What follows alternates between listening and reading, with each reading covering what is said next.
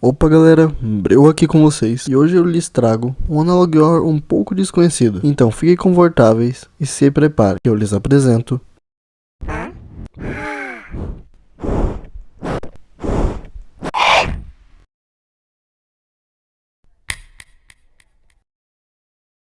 A história se inicia com esta fita, que nos é apresentado um caso envolvendo um cirurgião de 42 anos que foi preso por motivos bem leves, somente negligência médica, violação ao código sanitário e participação direta a 8 procedimentos cirúrgicos inadequados. Ele foi encontrado na Sevilha, na Espanha, e trabalhava em um hospital especializado em procedimentos estéticos. Estranhamente, eles também realizavam procedimentos destinados à cura de doenças terminais. As investigações começaram após investigadores descobrirem que o cirurgião havia curado um tumor cerebral de uma senhora chamada Marta, de 61 anos, que foi uma das vítimas deste suposto doutor. Marta alega que não sabe o que o médico fez, pois ela tinha um tumor na cabeça praticamente impossível de operar ou tratar. Ela afirma que o caso não tinha salvação, até este suposto médico aparecer e dizer que poderia ajudar. E inacreditavelmente, o tumor sumiu de um dia para o outro. Porém, 6 meses depois, ela começou a perder a sensibilidade dos pés, até que um dia não conseguia mais caminhar. E piorou a ponto dela não conseguir mover o seu corpo do pescoço para baixo. E ela decidiu ir em outros médicos para descobrir o que de achos havia acontecido com ela. Todos os médicos ficaram surpresos pelo tumor ter realmente desaparecido, porém eles também encontraram algo inexplicável no pescoço da senhora, ao lado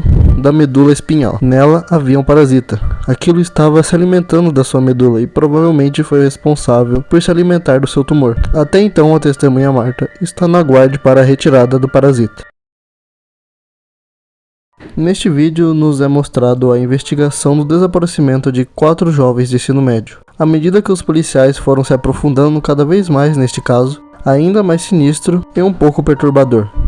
Ao seguirem as pistas, os investigadores se depararam com uma mansão bizarra, e eles mal podiam imaginar o que encontrariam lá dentro. Tudo começou em meados de 2002. A polícia de Ontário, Canadá, relatou o desaparecimento de 4 adolescentes. A única pista foi encontrada na mochila de uma das desaparecidas. Se tratava de alguns mapas desenhados e rabiscados com anotações. A polícia focou em patrulhar ao redor da escola, principalmente em áreas florestais e menos movimentadas. Após 4 dias de busca, 4 mochilas foram encontradas na beira da estrada sem nome algum. Alguns documentos das vítimas haviam sido encontrados dentro das mesmas. A partir daí, a polícia começou a explorar aquela floresta densa atrás de qualquer rastro que ajude na busca pelos adolescentes. Se passaram 4 horas e nada importante havia sido encontrado, até que se depararam com uma área um pouco peculiar. Lá havia alguns monólitos com símbolos religiosos e bastante enferrujados, que se estendiam por quilômetros, e ao redor foram encontradas várias escavações onde supostamente eram antigos cemitérios abandonados. E foi lá nas profundezas da floresta que havia sido encontrado algo importantíssimo para a investigação. A polícia se deparou com uma enorme construção antiga. Junto a ela, algumas cabanas e galpões estavam tampados com um desenho de uma mariposa gigante. Ao entrar no local, eles se depararam com esta imagem.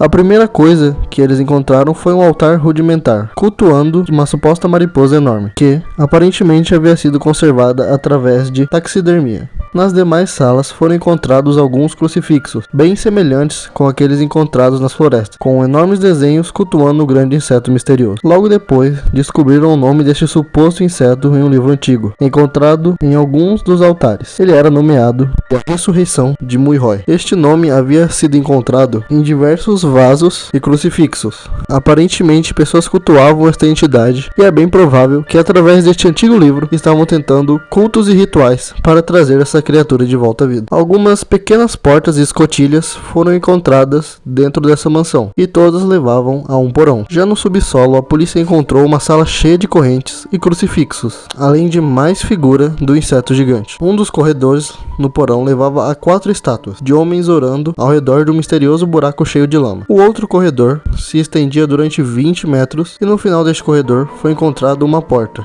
e ao se aproximarem, a polícia podia sentir um cheiro podre vindo do quarto. Ao abrir, os investigadores se depararam com diversos corpos em decomposição. Após isso, a equipe responsável isolou a propriedade e a cobriu completamente. No dia seguinte, alguns investigadores voltaram para o sótão, que ainda não tinha sido visto. Lá eles encontraram algo muito perturbador. outros cadáveres, porém visivelmente estranhos e dificilmente reconhecíveis. Nem mesmo os especialistas sabiam o que era aquilo. Eles chegaram a duas possibilidades. A primeira era que aquilo poderia ser cadáveres que sofreram algumas modificações cirúrgicas, e a segunda é que aquilo poderia ser um tipo de larvas hiperdesenvolvidas que podem ter passado por alguns processos de anomalia genética. Além disso, foi encontrado o retrato de um homem, que pode ter sido um dos líderes do culto, ou então uma figura importante. Acabou que em 2009, o governo do local decidiu que a mansão deveria ser queimada imediatamente e coberta por uma cúpula com vigilância militar permanente, até que o caso fosse resolvido. Até então não foi encontrado nenhuma pista dos jovens. Bom, na minha opinião é que eles acabaram sendo usados como cobaias em alguns experimentos genéticos deste culto, com o único propósito de servir ou dar vida a algo desconhecido. Na terceira fita, nós damos continuidade ao caso de Ricardo Castellon, que aparenta estar ligado fortemente a este culto. Ele foi preso após uma série de investigações, na qual foi descoberto que ele estaria utilizando de parasitas em seus tratamentos para doenças terminais, como no caso da senhora Marta. Ela havia sido influenciada a fazer uma consulta a este médico, pelo histórico fantástico em curas de doenças incuráveis. Porém, a forma que ele curava estas doenças era um pouco peculiar, e põe peculiar nisso. Como foi descoberto, o parasita havia supostamente curado esta senhora, mas com o preço deste milagre foi a sua movimentação. Por conta disso, não só ele foi preso, mas como suas enfermeiras e a sua secretária. Também por cumplicidade, tal qual diversos documentos foram confiscados, como prontuários, registros e até mesmo implementos cirúrgicos. Porém, quando a polícia havia invadido sua clínica, os seus segredos obscuros foram descobertos. Em alguns depósitos foram encontrados diversos recipientes, como um estranho líquido amarelo escuro. Alguns até continham uma figura estranha dentro deles, e tanto na mesa quanto no chão havia partes de um animal não identificado, uma espécie de invertebrado na qual os membros eram bastante longos para um animal comum. Em outras salas usadas como alas cirúrgicas, havia recipientes maiores, contendo algumas espécies de mariposas gigantes, com mais de 20 quilos que aparentavam estar vivas.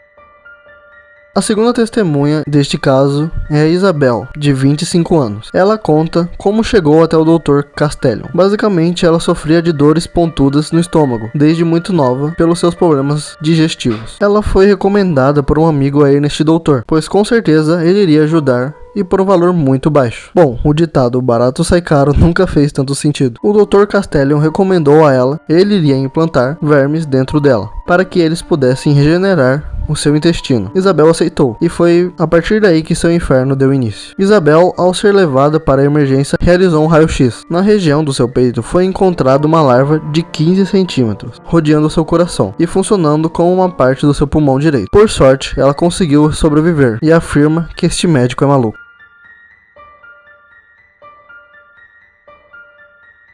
Bom galera, e assim termina a última fita desta parte. Se vocês querem uma continuação dessa história, deixe aí nos comentários. Eu espero de coração que vocês tenham gostado desse vídeo. Obrigado a todos que estão me apoiando com este canal. O meu nome é Breu e até a próxima.